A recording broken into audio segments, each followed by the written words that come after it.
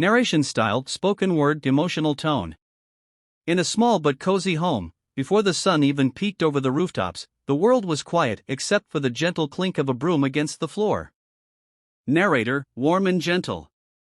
While most kids were still snuggled under their blankets, dreaming of cartoons and candy, little Chinky was already wide awake. Not to play, but to help her mother sweep their tiny shop on the corner of the street. You could hear the soft whoosh of the broom, and Chinky's cheerful hum as she dusted off the jars and lined up the toffees just right. Chinky was only 10, but she was full of spark, curious, bright, and always ready to help. She counted change faster than most grown-ups and greeted every customer with a smile that made even the grumpiest uncle say, "Thank you, Beta." The shelves were old, and the shop small, but to Chinky, it was her kingdom. A place of learning, laughter, and dreams.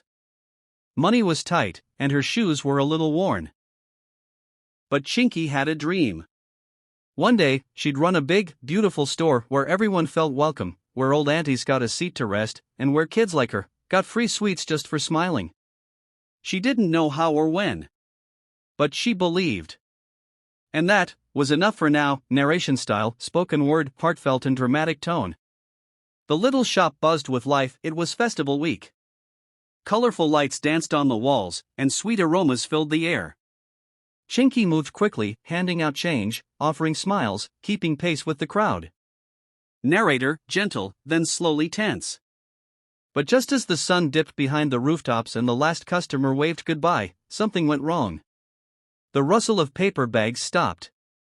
The clink of coins froze. Chinky turned around only to see her mother slowly collapse behind the counter. Time seemed to stop. The broom dropped from her hands. The shop fell silent. And in that silence, fear crept in.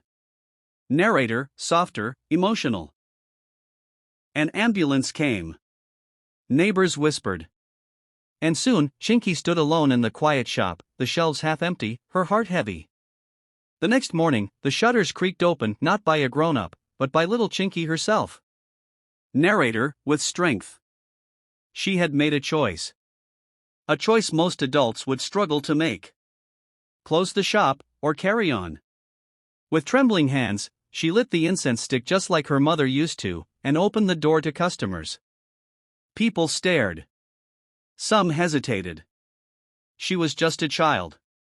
But Chinky stood tall, her ponytail tied neat, her eyes determined. She arranged the snacks. Helped an old lady find lentils. Counted change, swept the floor, and offered a hungry boy a biscuit from the jar. Chinky, smiling softly. Ma says, kindness is credit that always returns. And that day, something beautiful began. Not just business, but belief. Narration style, spoken word, reflective and heartfelt tone. The rain fell soft and steady, tapping on the tin roof lick.